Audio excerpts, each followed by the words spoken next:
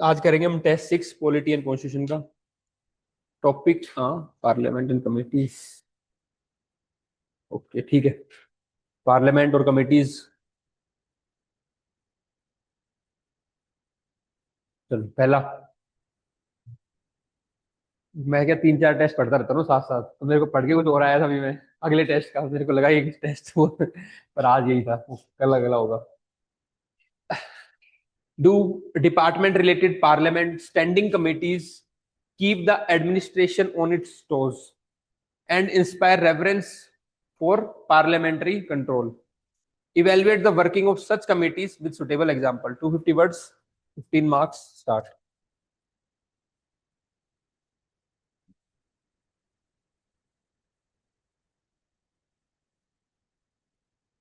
चलो भी देखो, डिपार्टमेंट रिलेटेड स्टैंडिंग कमिटीज का पूछा हुआ था, है ना। तो जो स्टार्टिंग की लैंग्वेज है वो यही बता रही है कि एडमिनिस्ट्रेशन को टोज पे रखता है, यानी कि कहीं ना कुछ काम कर रही होगी वो, है ना, एग्जीक्यूटिव पे कंट्रोल कर रही होगी। Department related standing committees. फिर कह रहा है कि and inspire reverence for the parliament control, और कहीं ना कहीं रिस्पेक्ट और जनरेट करेगा पार्लियामेंट्री कंट्रोल का। वो भी ठीक है कि पार्लियामेंट का कंट्रोल आ रहा है एग्जीक्यूटिव पे। Evaluate the working of such committees with suitable example, तो उसकी वर्किंग को एग्जामिन करना है। तो पहला वाला पार्ट तो यही है वर्किंग के लिए, हाँ कुछ कर रही है। और दूसरा वाला पार्ट क्या है कि कहीं ना कहीं कुछ कमियां है, लिमिटेशन और चैलेंज। तो ये दोनों पार्ट को आपको एग्जामिन करना था। तो पहले आप बताओगे कैसे एडमिनिस्ट्रेशन को टोज पे रखती है, काम करती है ना, डिपार्टमेंट रिलेटेड स्टैंडिंग कमेटी। तो कैसे काम करती है उनका एक काम बताना है और एक उसका एग्जाम्पल। हाँ, डिटेल्ड पॉलिसी स्क्रूटनी, ठीक है। Examine the demands for grants of ministers allowing MPs to engage in the inform budgetary oversights. तो जो डिमांड फॉर ग्रांट्स होती है उस पर पूरा देखती है किसको कितना जाना चाहिए ऐसा। फिर आप एग्जाम्पल दोगे कि जैसे कि स्टैंडिंग कमेटी और डिफेंस ने it flag in adequate capital allocation for the modernisation of arm forces. एक पर्टिकुलर बजट में आया होगा मिनिस्ट्री की तरफ से इतना पैसा चाहिए हमें इसके लिए मॉडर्नाइजेशन ऑफ डिफेंस के लिए, लेकिन इन्होंने क्या किया, उसको कर्टेल करवाया। फिर तो यहाँ पे क्या हो रहा है, मीनिंगफुल इंगेजमेंट हो रहा है, बजटरी कंट्रोल हो रहा है। पहला पार्ट तो ये है। दूसरा, ओवरसाइट थ्रू रिपोर्ट्स। तो ये वर्ड्स इंपॉर्टेंट है। पहला क्या था आपका, डिटेल्ड पॉलिसी स्क्रूटनी, ठीक है, और डिमांड फॉर ग्रांट्स कीवर्ड था इसमें। फिर अगला है कि रिपोर्ट्स आती है इसकी अलग अलग। तो रिपोर्ट्स के थ्रू क्या करती है, अपने अटेंशन ग्रेन करते हैं उस पर्टिकुलर इशू पे। अराउंड 100 रिपोर्ट्स टेबल्ड एनुअली, तो हर साल लगभग 100 रिपोर्ट्स आती हैं। Offering non partition evidence based recommendation. अब इसी का फायदा देखो कि जो इनकी जो रिपोर्ट्स आई थी उससे शो हुआ कि कितना लैप्स था हमारे ऑक्सीजन की सप्लाई में ड्यूरिंग कोविड, है ना। और फिर उससे क्या हुआ, पॉलिसी को वापस रिवाइज किया। तो जो भी कोई पॉलिसी में इनकी रिपोर्ट्स आती है तो हमें एक रियलिटी चेक देती है कि क्या चल रहा है कंट्री के अंदर पर्टिकुलर इशू पे, फिर उस पर पॉलिसी रिविजन हो जाता है। थर्ड क्या है, legislative vetting. Around 60 to 70% of bills are refer to the committee. अब कोई भी बिल है अगर उसको सीधा पास कर दोगे आप तो एक इंसाइट से मिलता है, आपने कमेटी को दिया, ठीक है, तो वहां से क्या होता है और उनको इंसाइट्स मिलते हैं, तो बिल को रिवाइज करने में हेल्प करती है, ठीक है। They improve the bill without the burden of party whips. अब यहाँ पे पार्टी विप का भी ना थोड़ा दिक्कत, डायरेक्ट इन्वॉल्वमेंट नहीं हो पाता, ठीक है। अब देखो इसमें आप फिर एग्जांपल दोगे कैसे कंज्यूमर प्रोटेक्शन जो बिल था, ठीक है, was improved significantly based on the committee suggestion before enactment। तो एक तो बिल आप सीधा ले आते हैं, एक कमेटी को दिया आपने, उसने कोई सजेशन बताई, तो बिल आपका क्या होगा, इंप्रूव हो गया। तो ये आपको विद एग्जांपल लेके बताना था आपको। Then expert consultation and data driven recommendations. Committee कई बार अलग अलग बाहर से अपने एक्सपर्ट्स को बुला लेती है और उनसे भी क्या ले लेती है, आपकी एडवाइस ले लेती है, ठीक है। Committee on IT consulted civil society and tech companies during the deliberation on data protection bill. तो ये एक्सपर्टीज की हेल्प हो जाती है। Next is the check on the bureaucratic arbitration. तो अगर कमेटी ना हो तो ब्यूरोक्रेट्स और जो मान लो एग्जीक्यूटिव उसमें नेक्सेस हो सकता है कि आप बना दो बिल, हम पास करवा देंगे, लेकिन उनको भी डर रहता है कमेटी के पास जाएंगे तो हमें जवाब देना पड़ेगा, we are answerable and accountable. तो ये भी एक कंट्रोल रखता है, ठीक है ना, ऑन द ब्यूरोक्रेसी। जैसे कि standing committee on environment flagged bureaucratic delays in the compliance with the forest conservation rule 2022। ये एग्जांपल आप देख सकते हो कि उन्होंने वहां पे फ्लैग रेज किया था। अब इसमें चैलेंज क्या है, देखो इतने अच्छे काम कर सकती है, डिफरेंट डिफरेंट डायमेंशन में कंट्रीब्यूट कर सकती है आपकी डिपार्टमेंट रिलेटेड स्टैंडिंग कमेटी, पर चैलेंज क्या है, recommendation are not binding. Recommendation दे दी, खत्म, बाइंडिंग है ना, उसको कोई पूछने वाला नहीं है, ठीक है। जैसे इलेक्टोरल रिफॉर्म्स पे, डेटा प्राइवेसी पे काफी रिकमेंडेशन दिए, या तो उनको माना नहीं गया या उनको काफी डिले कर दिया। तो recommendation are not binding. Low referral rates of the bill. ये आप डेटा बताओगे कि पहले काफी बिल रेफर करते थे, अब रेफर ही नहीं करते कमेटीज को, तो बाईपास हो रही है कमेटीज, ठीक है। तो इसका आप डेटा बताओगे कि 71% 15th लोकसभा में बिल रेफर हुए थे, और बात करें अगर हम 17th लोकसभा में तो केवल 13% बिल रेफर हुए। कितना ड्रॉप हो गया है। तो जब बिल रेफर ही नहीं करेंगे तो इनसाइट्स कहां से देंगे बोलो। ठीक है, तो लो रेफरल रेट हो गया। Third is the shortage of time and research support. अब एमपीज को क्या करना है, अपनी कॉन्स्टिट्यूंसी भी संभालनी है, सेक्शन भी अटेंड करने हैं, फिर वो किसी कमेटी में हो गया कितना टाइम दे पाएंगे और कितना उसको रिसर्च दे पाएंगे, तो वो उतना नहीं आ पाता है क्वालिटी आउटपुट। फिर पॉलिटिसाइजेशन एंड पार्टीशन इंटरफेरेंस। अगर मान लो किसी पर्टिकुलर पार्टी का भी एमपी अगर कमेटी का पार्ट है तो कहीं ना कहीं वो पार्टिकल जो आइडियोलॉजी है व्यू उसको कई बार प्रेफर कर देता है, या उसको ऐसे कहा जाएगा भाई इस बात का ध्यान रखना, समझ रहे हो इस बात को, तो पार्टीशन आ जाता है बार। तो उस टाइम पे अगर नॉन पार्टीशन हो तो फिर बेटर है। तो पॉलिटिसाइजेशन हो जाता है एंड पार्टीशन इन्फ्लुएंस। अब इसमें क्या होता है, कई बार कमेटी ने कोई रिपोर्ट दी, ठीक है, पार्लियामेंट में वो डिस्कस हो रही है, अब वो कमेटी एग्जीक्यूटिव के खिलाफ अगर कुछ बात बोलती है तो उस पार्टी के मेंबर्स एमपी क्या करते हैं, वॉकआउट कर जाते हैं, तो फिर वो पूरा डिस्ट्रप्शन होता है पार्लियामेंट्री प्रोसीडिंग्स में।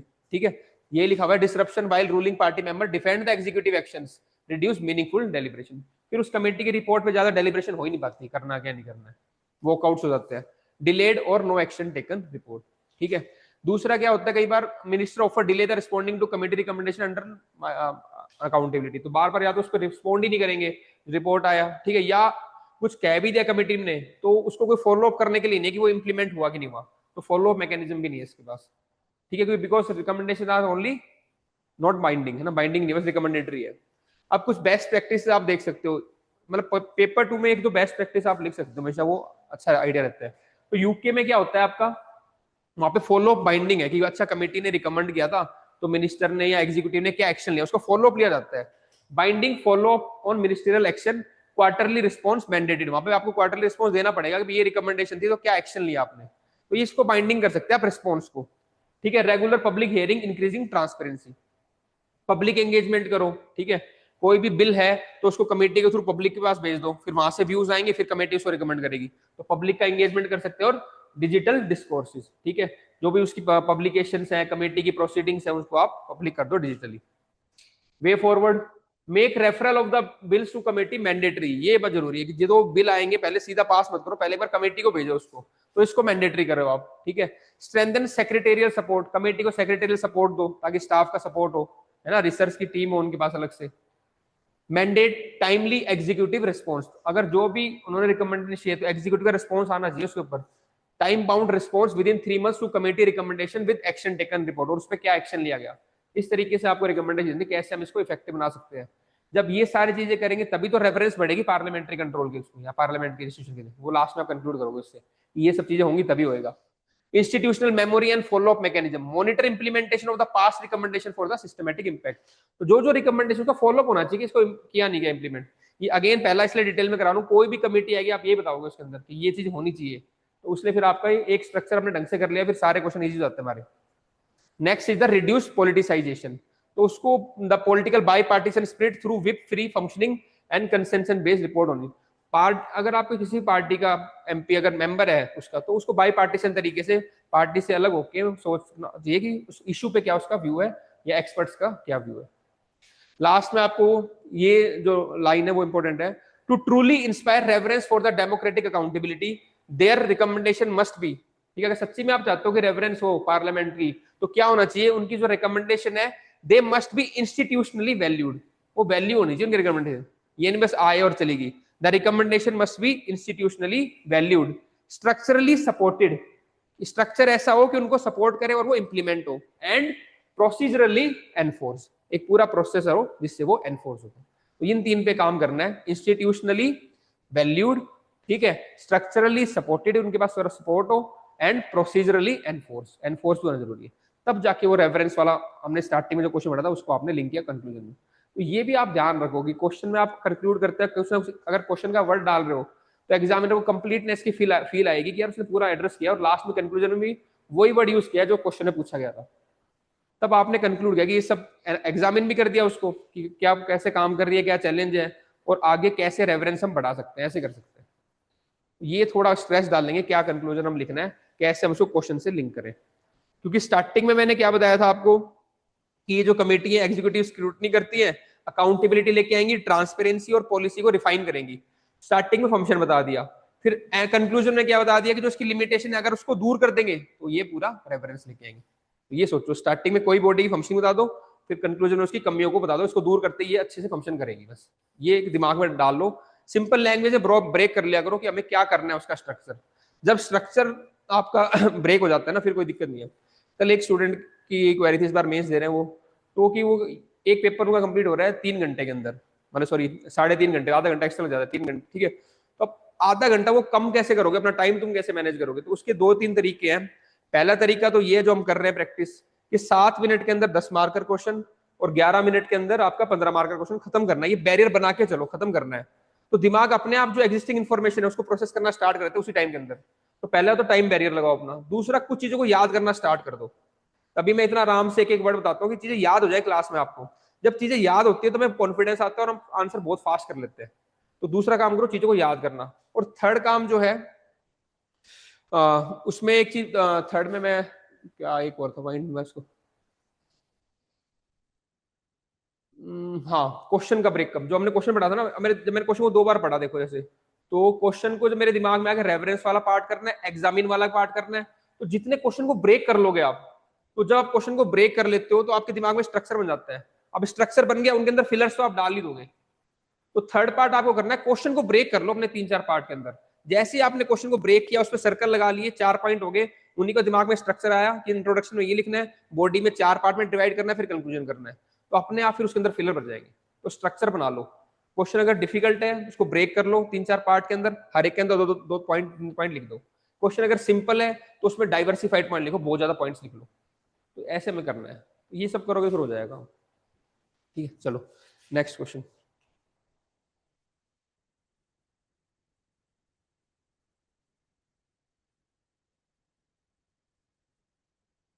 सेकंड करेंगे, to what extent in your view the parliament is able to ensure accountability of the executive of India.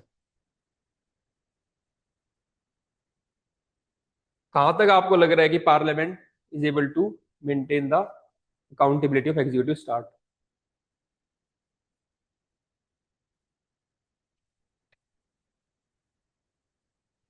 इस तरीके का एक साइड में डायग्राम बना सकते हो, ये है ना, कि आप दिखाओगे पार्लियामेंट्री कंट्रोल कैसे कर रहा है एग्जीक्यूटिव को थ्रू दीज 4-5, जितने भी आप लिख सकते हो, 4 चीजें लिख दो। मोशंस के थ्रू, क्वेश्चन आर के थ्रू, डिबेट्स के थ्रू, और कमिटीज के थ्रू। तो आपने स्टार्टिंग में ये अगर साइड में डायग्राम बन जाएगा, छोटा करके इसको बड़ा बनाया मैंने, छोटा बना देना यहाँ पे साइड में, तो एग्जामिनर को व्यू लग जाता है इस बच्चे को 4 बातें पता है, वही आपको एक्सप्लेन करनी है अंदर। इस तरीके से आप कुछ इनोवेट करके अपने डायग्राम भी बना सकते हो। अगेन कॉपी सेपरेट हो जाएगी फिर इससे। ठीक है, अब देखो इसमें जो कीवर्ड था ना, वो था आर्टिकल 75, है ना। कहीं ना कहीं आप कोशिश करो लिंक करने के आर्टिकल्स को, डायरेक्टली नहीं होता है तो भी, क्योंकि आर्टिकल 75 क्या कहता है? Council of minister is responsible to the house of people, sorry, है ना, लोकसभा। ठीक है, ये देखो यहाँ पे बस अपने को डालना था parliamentary democracy as envisaged under the Indian constitution. तो ये कहा कि मैं नहीं, कॉन्स्टिट्यूशन ही कह रहा है बात, कि parliamentary democracy is based on the principle of accountability of the executive to the legislature. Bracket में लिख देना आप आर्टिकल 75। ठीक है, तो आपने कॉन्स्टिट्यूशन का नाम भी ले दिया इंट्रोडक्शन में, और आर्टिकल 75 ये एनरिचमेंट है। तो स्टार्टिंग में वर्ड आना चाहिए इंट्रोडक्शन, कॉन्स्टिट्यूशन और article 75। Parliament is empowered with the range of instruments to ensure accountability इन चीजों के। ये लाइन नहीं भी लिखोगे तब भी कोई बात नहीं, इसका अगर आपने डायग्राम बना दिया साइड में तो भी वो समझ जाएगा कि एग्जीक्यूटिव कंट्रोल इनके थ्रू हो रहा है, क्वेश्चंस के थ्रू, डिबेट के थ्रू, मोशन के थ्रू, कमेटी के थ्रू। जब मैंने भी ये क्वेश्चन फ्रेम किया, आंसर फ्रेम किया, तब मैंने ऐसे लिख दिया, लेकिन अब मैं दोबारा जब इसको पढ़ रहा था तो मेरे को लगा इसको मैं डायग्राम बना दूंगा। ये तुम्हें इनोवेट करना है कई जगह पे, कि क्या चीज है तुम लिख रखे हो उसको डायग्राम में प्रेजेंट कर सकते हो। अब देखो क्या क्या मैकेनिज्म है, वही मैकेनिज्म आएंगे क्वेश्चन आर के थ्रू। फिर आप इसमें एग्जांपल दोगे कैसे पीएम क्वेश्चन में, वैक्सीनेशन कवरेज, इन सब में क्वेश्चन आर के थ्रू मिड कोर्स करेक्शन करवाया गया, या आप उनको क्वेश्चन किया गया कि ये चीज गलत है या इनफिशिएंट है भी, तो फिर उसने क्या हुआ, कोर्स करेक्शन हुआ, तो ऐसे इंप्रूवमेंट हुई है। तो क्वेश्चन आर के थ्रू कंट्रोल होता है। पार्लियामेंट में डिबेट्स होते हैं, डिस्कशन होते हैं, ठीक है, उससे होता है। नो कॉन्फिडेंस और सेंसर मोशन के थ्रू कंट्रोल करता है पार्लियामेंट, काउंसिल ऑफ मिनिस्टर को, एग्जीक्यूटिव्स को। ठीक है, देन पार्लियामेंट्री कमेटी, अभी पहले हमने पूरा पढ़ा है, डिपार्टमेंटल स्टैंडिंग कमेटी, वो भी पूरा कंट्रोल करती है एग्जीक्यूटिव का, वो वाला पार्ट आप यहाँ लिख सकते हो। इवन पीएसी है, पब्लिक अकाउंट कमेटीज है, अलग अलग कमेटीज है। साथ साथ मैंने इनकी कुछ लिमिटेशन लिखी हुई है कि क्या दिक्कत आती है। फिर फाइनेंशियल अकाउंटेबिलिटी भी है, ठीक है, डिमांड्स फॉर ग्रांट वो सब डिस्कस होती है ना, scrutiny of budget proposal, article लिखते चलना साथ साथ, ठीक है, demand for grants article 1, appropriation bill 114, example 2023-24 cut motions और underfunded ministries like MSME were removed but not debated in depth. ये कुछ आपकी लिमिटेशंस थी उसकी। फिर legislative scrutiny, parliament enacts and amend laws theoretically holding executive policy accountable. ठीक है, कोई अमेंडमेंट ले आते हैं पार्लियामेंट में, कई बार बिल पास नहीं होता है, तो वो सारा क्या है, एग्जीक्यूटिव को अकाउंटेबल या आपको कंट्रोल करके रखते हैं पार्लियामेंट के थ्रू। चैलेंजेस एंड लिमिटेशन, अब इसमें क्या चैलेंज है क्या लिमिटेशन है, जो पार्लियामेंट के वर्किंग डेज है वो कम हो रहे हैं, डिक्लाइनिंग वर्किंग डेज, ठीक है, इसका आप देखो कि जो आपकी annual sitting days reduce from average of 120 days थी 1950s में, अब कितना हो गया वो 60 to 70 डेज, ठीक है, इससे फिर अब क्या होगा, लेजिस्लेटिव स्क्रूटनी कम हो जाएगी, जब डेज ही नंबर ऑफ डेज ही कम बैठ रहे हैं। ऑर्डिनेंस हो रहा है कि रेफर ही नहीं किया पार्लियामेंट को, सीधा एग्जीक्यूटिव ऑर्डर से क्या बना दिया, लॉ बना दिया, ऑर्डिनेंस राज चल रहा है, ठीक है। इनइफेक्टिव अपोजिशन, ज्यादा अपोजिशन ही नहीं है, अगर अपनी जो पार्टी के बंदे अगर वो भी अपोज नहीं करते, कई बार विप का डर रहता है तो विप का इशू आ जाता है, ठीक है। रस्ट लेजिस्लेशन, ज्यादा डिस्कस ही नहीं करते रजिस्ट्रेशन को, फटाफट पास करा दिया, कमिटीज को रेफर ही नहीं किया। हाँ, फार्म बिल्स में भी होता, 44% of the bill pass between 2016 और 20 were not refer to the committee, वो रेफर ही नहीं किया कमिटीज को, ये पीआरएस लेजिस्लेटिव रिसर्च का। Undermine the detailed analysis, politicisation of committees, ठीक है, वो मैंने पहले किया था, टॉपिक आ गया ना। अब फिर वीक फॉलो अप मैकेनिज्म, ये भी पहले हमने किया था कि फॉलो अप मैकेनिज्म वीक नहीं है, ये सब चैलेंजेस है। तो सोचो आप 7, 8, 10 वर्ड की वोकैबुलरी अगर डेवलप कर लोगे तो हो जाएंगे, लेजिस्लेचर एग्जीक्यूटिव वाला पार्ट डील हो जाएगा, कैसे आपस में एक दूसरे को फॉलो अप कर रहे हैं, ठीक है। फिर वे फॉरवर्ड में क्या करना है, mandatory scrutiny of all bills by department related standing committee, ये भी हमने पहले की थी रिकमेंडेशन। तो ये सारे किससे रिलेटेड रिफॉर्म है, पार्लियामेंट्री रिफॉर्म्स है, तो इन दोनों का क्वेश्चन मिला के कंबाइन 7-8 पॉइंट याद कर लो बस। Increase in the parliament sitting days को बढ़ाओ आप, ठीक है, क्योंकि national commission to review the working of constitution ने क्या कहा था, मिनिमम 120 दिन होने चाहिए। Time bound action taken report हो, ठीक है, जो कमेटी की रिकमेंडेशन है वो पहले वाली रिपीट हो रही है लगभग लगभग, ठीक है। Empowerment of opposition and independent research support through parliamentary budget office, ठीक है। Curb the over use of ordinance, reform whip system to allow dissent on the non money bills, whip का भी एक बहुत बड़ा रिफॉर्म की बात जरूरी है, तो कम से कम जो नॉन, जैसे नो कॉन्फिडेंस मोशन हो गया या जो नॉन मनी बिल है उन पे तो विप को ज्यादा ना लगाई जाए, उन पे फ्रीडम होनी चाहिए एमपीज को अपने व्यू रखने के लिए, ठीक है ना। ये कुछ रिफॉर्म आप सजेस्ट कर सकते हो। चलो third, the size of the cabinet should be as big as the governmental work justifies and as big as the prime minister can manage as a team. How far the efficacy of a government then is inversely related to the size of the cabinet discuss. 200 words, 12.5 marks, 9. चलो देखो, size of cabinet के ऊपर question था, तो पहले बताओ कैसे inversely proportional है, यानी कि छोटा साइज कैसे इफेक्टिव रहेगा, है ना। Cabinet efficiency inversely related to the size, larger cabinet में वीकन एफिशिएंसी, अगर ज्यादा बड़ा कर दोगे तो एफिशिएंसी कैसे कम होगी, पहले वो बताओगे। कि कोऑर्डिनेशन चैलेंज, बहुत सारे मिनिस्टर होंगे तो कोऑर्डिनेशन चैलेंज होगा, ठीक है, और अगर फ्यूअर मिनिस्टर्स होते हैं तो फास्टर कम्युनिकेशन होता है और क्लियर अकाउंटेबिलिटी होती है, इसकी अकाउंटेबिलिटी है। Example country like UK, example international दे सकते हो कि they maintain a compact cabinet for the quick policy response. दूसरा देखो, पॉलिटिकल एकोमोडेशन ओवर मेरिटोक्रेसी, जब तुम बड़ा कैबिनेट रखते हैं हम तो क्या करते हैं, कहीं ना कहीं मेरिटोक्रेसी को छोड़ के पॉलिटिकल एकोमोडेशन करते हैं, कोई पॉलिशन कंपल्सन हो, कोई वोट बैंक पॉलिटिक्स के हिसाब से कि इसके वोट अच्छे हैं तो इसको मिनिस्टर बना दो, तो वहां पे क्या हो जाता है आपका पॉलिटिकल अकोमोडेशन ओवर मेरिटोक्रेसी। तो उत्तर प्रदेश में देखा गया था 2002-3 में, they have excessively large cabinet driven by the caste या फिर पॉलिटिकल अपीजमेंट, इस पर्टिकुलर कास्ट ग्रुप से एक नेता को बना दिया ताकि वो अपीजमेंट बनी रहे, है ना। और क्या होता है, अगर जब ज्यादा रखते हैं बड़ा कैबिनेट, पब्लिक एक्सपेंडिचर ही बढ़ता है, क्योंकि उनके साथ उनकी पर्क्स हैं और बाकी सिक्योरिटी है, बाकी सारी चीजें हैं, तो वो खर्चा बढ़ जाता है पब्लिक एक्सपेंडिचर, ठीक है। इंक्रीज पब्लिक एक्सपेंडिचर, फिर आप रिपोर्ट दोगे, कैग रिपोर्ट है, criticise the state cabinet exceeding justified functional need leading to fiscal strain. तो पॉलिसी, इसमें ये ध्यान रखना, आप खुद क्रिटिसाइज मत करो कि मैं नहीं कह रहा, कैग कह रहा है, कैग की रिपोर्ट में गया, तो जितने भी इंस्टीट्यूशन है उनका नाम लगा दो, ठीक है। Policy fragmentation and turf war, more minister में result in the conflict over jurisdiction, कई बार जुरिडिक्शन भी ओवरलैप कर जाती है, उसको भी वो पार्ट दे दिया, थोड़ा पार्ट उसको भी मिल गया, तो जुरिडिक्शन ओवरलैप होती है। जैसे कि देखो, overlap between ministry of skill development and ministry of labour created confusion in the implementation of प्रधानमंत्री कौशल विकास योजना। तो कुछ पार्ट उसमें आ रहा था, कुछ पार्ट इसमें। फिर बाद में गवर्नमेंट क्या लेके आई, कन्वर्जेंस ऑफ स्कीम्स, एक जैसी को कन्वर्ज करके एक मिनिस्ट्री के अंदर हो, ताकि वो उस तरीके से कर पाए। ग्रेटर प्राइम मिनिस्ट्रियल कंट्रोल, ठीक है, PM can better manage a smaller efficient team, ठीक है, एंश्योर स्ट्रॉन्गर कलेक्टिव रिस्पॉन्सिबिलिटी। तो ये बता रखे कैसे स्मॉलर के फायदे होते हैं और लार्जर के थोड़े नुकसान होते हैं, एफिशिएंसी कम हो जाती है।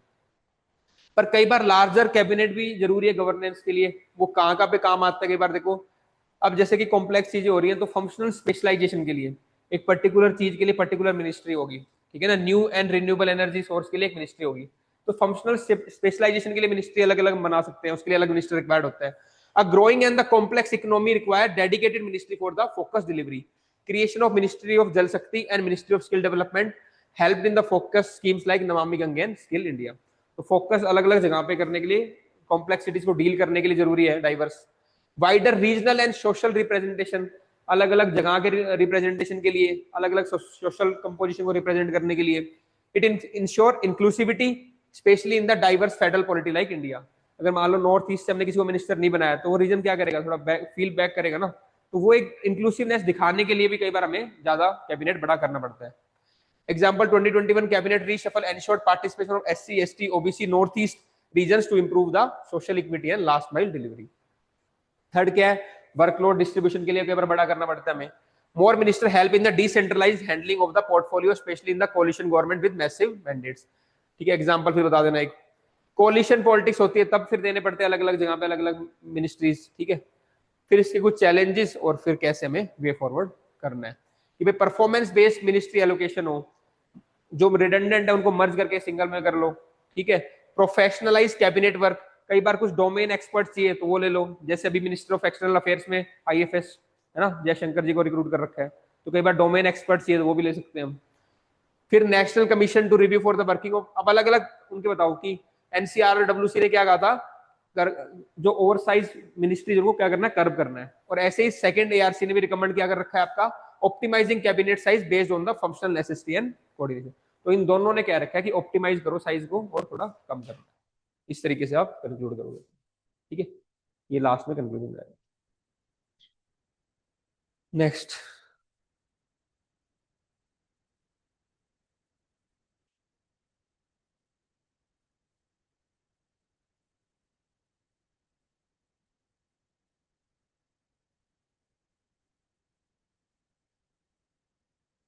क्वेश्चन करेंगे अपन, 6 करेंगे, 6।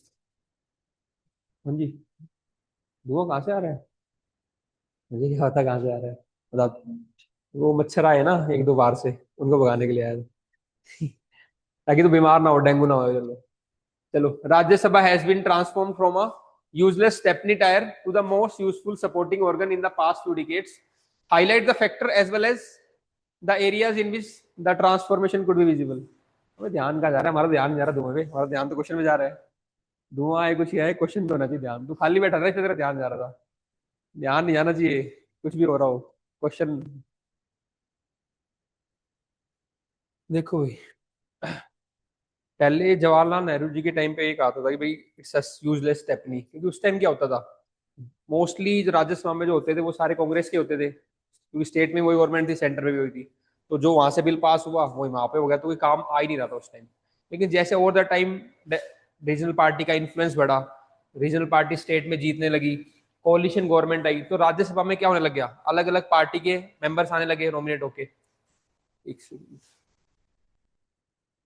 हाँ ठीक है। तो फिर अब कहीं ना कहीं उसका रोल बढ़ गया है। तो अब जो रोल आ रहा है वो क्या आ रहा है, रोल तीन मैंने इसको डिवाइड किया। अब राज्यसभा का जो रोल है इट्स बिकमिंग मोर कंस्ट्रक्टिव, अब वो कंस्ट्रक्टिव रोल प्ले कर रही है, ठीक है। एक तो कंटिन्यूटी हाउस की है लगातार, ठीक है, मेंबर से हाउस तो कंटिन्यू रहता है, तो कंटिन्यूटी प्रोवाइड करता है। अगर जो कोई डिस्कशन हुआ फिर वो ये नहीं कि राज्यसभा डिसॉल्व होगी, ऐसा तो है ही नहीं, तो कंटिन्यूटी प्रोवाइड करता है एक तो, पहली बात तो, ठीक है। उसके साथ साथ यहाँ पे कंटिन्यूटी भी लिख लेना, उसके साथ साथ एक्सपर्ट्स है ना, जो नॉमिनेटेड होते हैं वो भी, उनका रिप्रेजेंटेशन भी होता है, और एक्सपर्ट्स भी आते हैं। जैसे आप देखो जो हमारे प्राइम मिनिस्टर थे मनमोहन सिंह जी, अरुण जेटली, सब कहाँ थे, राज्यसभा के मेंबर थे, तो एक्सपर्ट्स का व्यू आता है। तो ये सब क्या होता है, कंस्ट्रक्टिव चीजें प्रोवाइड कराते हैं। दूसरा, safe guard for the hasty legislation, एकदम से कोई लेजिस्लेशन पास नहीं हो पाता, कहीं ना कहीं वहां पे रोकते हैं, डेलिब्रेशन और होती है। तो safe guard for the hasty legislation, ये तो कंस्ट्रक्टिव रोल है इसका।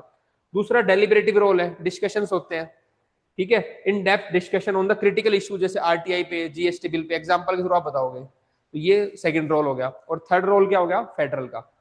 ठीक है, स्टेट्स की जो लिस्ट के ऊपर अगर कभी लॉ बनाना है तो राज्यसभा ऑथोराइज करेगी पार्लियामेंट को। ठीक है। और दूसरा क्या होता है, creation of all India services. तो ये आपने रोल बताया कि क्या रोल है। अब क्वेश्चन और क्या कह रहा था इसके बाद, कि कैसे areas where transformation is visible, कहां पे विजिबल है ट्रांसफॉर्मेशन, वो देखते हैं अब हम।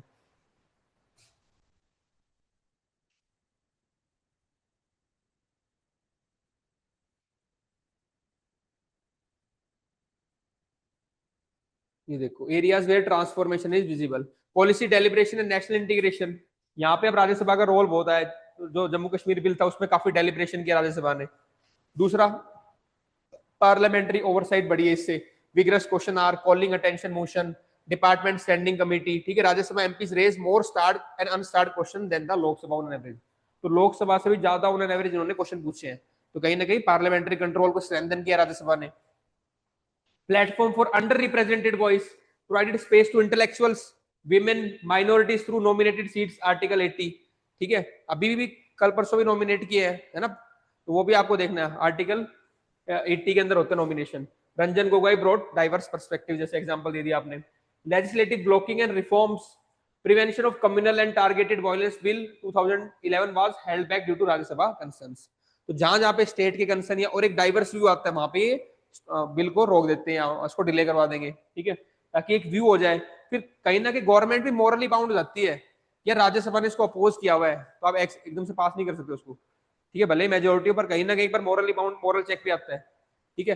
फिर चैलेंज और लिमिटेशन क्या है इसका, देखो पार्टीशन पॉलिटिक्स उसमें वही है ना। और विप का आ जाता है रोल, कि कई बार बिल कैसा भी हो सबको पास करना ही पड़ता है, विप नहीं तो पार्टी की विप लग जाती है।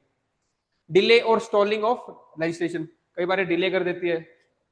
Third, lack of direct accountability, members are indirectly elected होते हैं, डायरेक्टली अकाउंटेबल नहीं होते पीपल को। ठीक है। फिर वे फॉरवर्ड क्या है, strengthen committee system, independent voices through nominations, उनको और बढ़ावा दो, आर्टिकल 80 वाला जो था। ठीक है। डिजिटाइज डिबेट, और जो भी डिबेट है उनको डिजाइन कर ही दिया है सांसद टीवी के थ्रू, तो उससे क्या होगा, और पब्लिक डिस्कोर्स बढ़ेगा आपका। ये हो गया राज्यसभा का। तो अब हमारे ऐसे टॉपिक कवर होते जा रहे हैं। मान लो हमने एक टॉपिक कर लिया राज्यसभा से रिलेटेड, एक कमेटीज का कर लिया। ठीक है, एक प्राइम मिनिस्टर उसका कैबिनेट का कर लिया, क्या क्या पॉइंट्स होने चाहिए वो हम कवर कर रहे हैं। तो हमें ये भी पता चल रहा है कि क्वेश्चन किस तरीके से आता है जो हम पढ़ते हैं, उसके अलावा कैसे और भी चीजें पढ़नी है। सिक्स कर लिया हमने, हम नेक्स्ट देखते हैं। Individual parliament decline, quality of debate, ये कर लेना आप ये लोग तो। पार्लियामेंट का रोल, और ये जनरल क्वेश्चन है कि पार्लियामेंट कैसे डिक्लाइन हो रहा है वो। ठीक है, इसको रहने देते हैं हम, कैसे इसको रिफॉर्म करने हैं। गवर्नर, ठीक है, ऑर्डिनेंस वाला करते हैं, कल भी नहीं किया था, आज एक ऑर्डिनेंस वाला कर देते हैं। Question number 8, discuss the essential conditions for the exercise of legislative power of the by the governor, discuss the legality. कल एक अच्छा वो आया नहीं, वो कह रहा था गवर्नर पढ़ के आया था ना कोई। आज कौन पढ़ गया, तू पढ़ गया था ना प्रथम, चल आज लिख लेना गवर्नर पे। Discuss the legality of repromulgation of ordinance by the governor without placing them before the legislature. मेरा वादा ही पूरा हो गया, मैंने कहा था करवाऊंगा प्रैक्टिस से भी। नहीं हो रही, हेलो आ रही हो तो बता देना। तो देख लेना, पहले भी लाइट गई थी, 2 पार्ट है 3 पार्ट है, सारे भेज देना उसको पार्ट 1। देखो भाई, पहले तो बेसिक कंडीशन कब कब लगा कर सकते हैं ऑर्डिनेंस को ना। तो लेजिस्लेचर नॉट इन सेशन तब कर सकते हैं। इमीडिएट नीड आ जाएगा एकदम से। ठीक है, immediate need for action, governor must act on the advice of cabinet, case दे देना एक। ठीक है, ordinance must be laid before legislature, ये इंपॉर्टेंट बात है कि जब लेजिस्लेचर सेशन में आएगा तो उसको to be laid before the legislature. और फिफ्थ है conformity within the constitutional provision, ये नहीं कुछ ही बना दिया, it should conform with the constitutional provision, ये तो कंडीशंस होगी। अब इसकी लीगैलिटी चेक करनी है कि रिप्रमulgation करते हैं बार बार, तो क्या लीगैलिटी है इसकी। तो ये आप केसेस के थ्रू बताओगे कि supreme court in DC Wadhwa versus state of Bihar क्या कहा था, अगर रिपल्मगेट कर रहे हैं बार बार कॉन्स्टिट्यूशन तो अनकॉन्स्टिट्यूशनल है और फ्रॉड है कॉन्स्टिट्यूशन के ऊपर। ठीक है, is unconstitutional and a fraud on the constitution. It held that executive can not substitute legislative, permanently नहीं कर सकते। फिर वापस देखो केस, एक केस हो रहा था उसमें, उसमें भी क्या था, Kaiser-e Hind versus national textile corp, repromulgation undermines legislative supremacy and checks and balance. वैसे आपको आर्ग्यूमेंट्स देने थे कहाँ कहाँ पे इनको अपोज किया गया रिप्रोमलगेशन को। एक और था डीसी पास हो गया था बस। हाँ ठीक है, दो ही केस बता देना आप।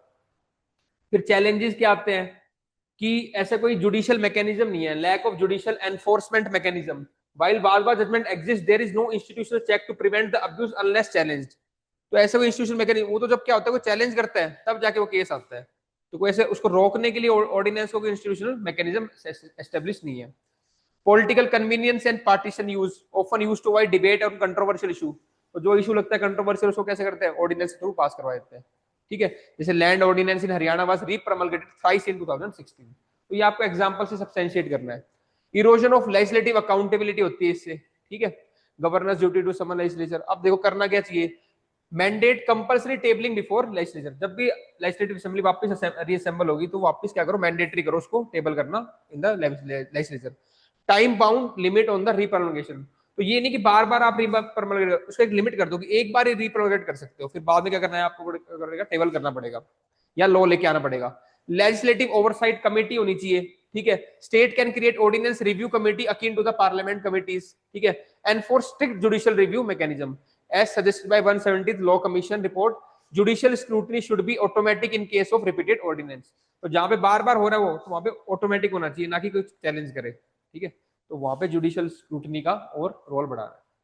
फिर लास्ट में कंक्लूड करके, चलो भाई गवर्नर का भी कर दिया। नेक्स्ट वाइस प्रेसिडेंट का है, इसको डायरेक्ट इसको रहने देते हैं अभी 9th को। 10th क्वेश्चन देखते हैं आगे। Discuss the role of vice president of India as a chairman of Rajya Sabha, ये आप लिख लेना। एक्सप्लेन द लेजिस्लेटिव काउंसिल, ये भी सीधा ही क्वेश्चन है, इसको भी रहने दो 10th को भी। ठीक है, क्वेश्चन करेंगे 11th, अच्छा है। ठीक है, once a speaker always a speaker. ठीक है, स्पीकर का पहले भी क्वेश्चन था वो मैंने छुड़वा दिया था, ये करवा रहा हूँ यहाँ पे, एक करेंगे ये थोड़ा बेटर है और। ठीक है, और डायमेंशन कवर हो जाएंगे, आपको सोच एनालिटिकल है थोड़ा। Do you think this practice should be adopted to impart objectivity to the office of the speaker of the Lok सभा?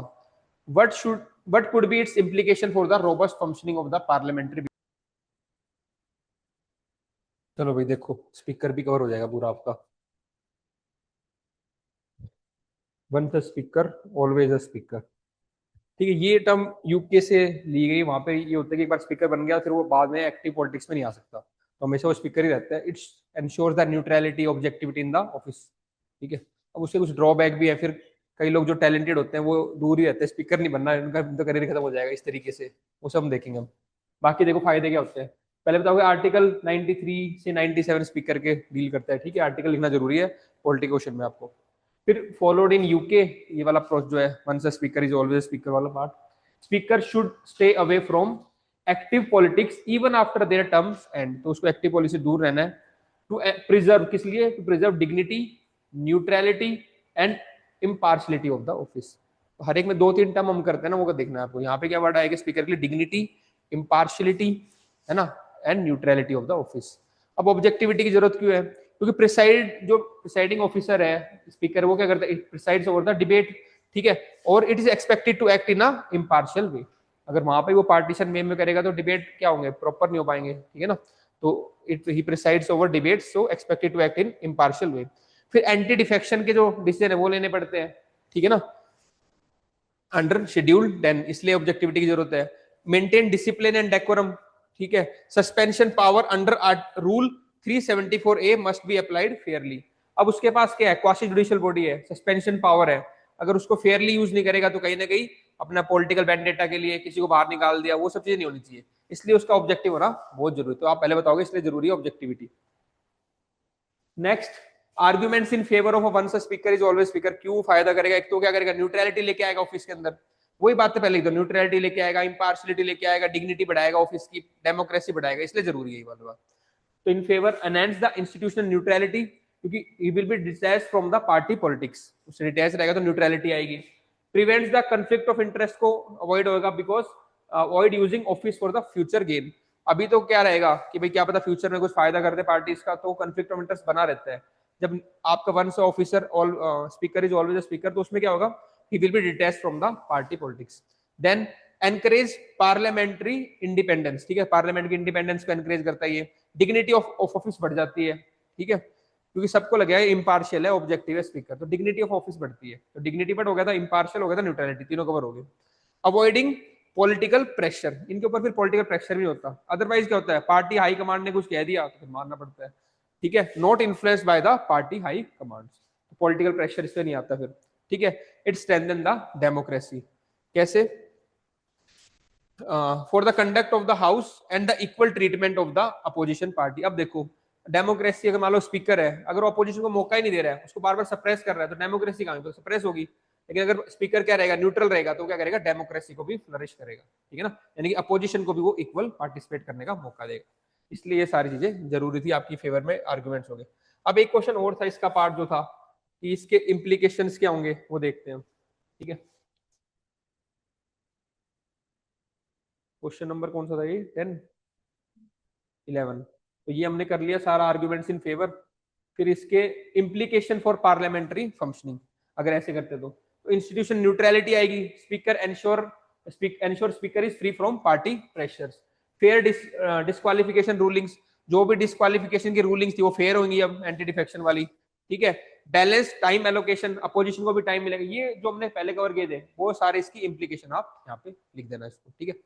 फिर क्या रिफॉर्म और सजेस्ट कर सकते हैं हम, क्योंकि अब ये सारा आपने कर लिए, इम्प्लीकेशन कर लिए, रिफॉर्म कर लिए, तो फिर सारा स्पीकर का पार्ट कवर हो जाएगा आपका, ठीक है। स्टैट्यूटरी कोड ऑफ कंडक्ट हो स्पीकर का, ठीक है। Independent tribunal for defection cases, अलग से एक इंडिपेंडेंट ट्राइब्यूनल और डिफेक्शन केस को देख रही है। ऑल पार्टी सिलेक्शन कमेटी हो स्पीकर को सिलेक्ट करने के लिए, fix tenure and cooling off period हो, prohibit return to active police और पॉलिटिक्स और office of profit at least 5 year from the post tenure. अगर आप ये नहीं कर सकते बिल्कुल वंस स्पीकर ऑल, कम से कम कूलिंग ऑफ पीरियड रख लो 5 साल का, कि 5 साल तक वो एक्टिव पॉलिटिक्स में रिटर्न नहीं करेंगे, तो इस तरीके से हम बता सकते हैं आपको, ठीक है। एक क्वेश्चन और करते हैं, लास्ट जो है क्वेश्चन नंबर 13, प्रिविलेजेस के ऊपर है, पार्लियामेंट्री प्रिविलेजेस। करो 13, the power privileges immunities of parliament and its members as envisaged in the article 105 of the constitution leave room for a large number of uncodified and unenumerated privileges to continue. Assess the reasons for the absence of legal codification of the parliamentary privileges. How can this problem be addressed? 3 page में लिख लेना, 15 marks, 250 words, 11 minute.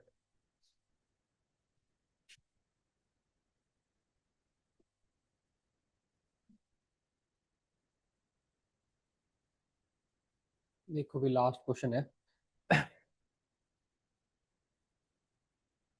Power privileges and immunities of parliament है ना, as and its members, तो article 105 आपका है parliament के लिए, और स्टेट लेजिस्लेचर के है, इसमें 89 ऐड कर दिया करो, ठीक है, 194 आ जाएगा। अब reasons for the absence of क्यों कोडिफाई नहीं कर रखा उसको, बस चल रहा है ना, तो historical continuity of from the British, तो चलता आ रहा है कन्वेंशन की फॉर्म में, तो कन्वेंशन की फॉर्म में चलता आ रहा है, अभी तक उसको कोडिफाई नहीं किया, तो हिस्टोरिकल कंटिन्यूएशन है। दूसरा, फ्लेक्सिबिलिटी रहती है इंटरप्रिटेशन में, तो लेजिस्लेचर फियर दैट अगर रिजिड कोडिफिकेशन हो जाएगा, it may restrict their operational independence and inhibit their authority in unforeseen situation. कोई ऐसी सिचुएशन आ गई तो उस टाइम उनकी अथॉरिटी को वो क्या कर देगा, कम कर देगा, तो ये सिचुएशन के हिसाब से उसको इंटरप्रेट कर लेते हैं फिर, ठीक है। तो फ्लेक्सिबिलिटी कम हो जाएगी।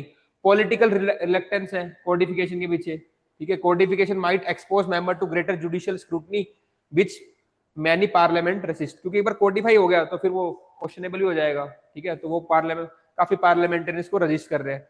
जुडिशियल डेफरेंस, जुडिशियरी भी इसमें पढ़ना नहीं जा रहा ज्यादा, बिकॉज इंटरनल मैटर हो जाता है हाउस के अंदर का, ठीक है ना, because of the internal proceedings, तो जुडिशियल में भी इतना एक्टिवली रोल इसमें प्ले नहीं किया जाता।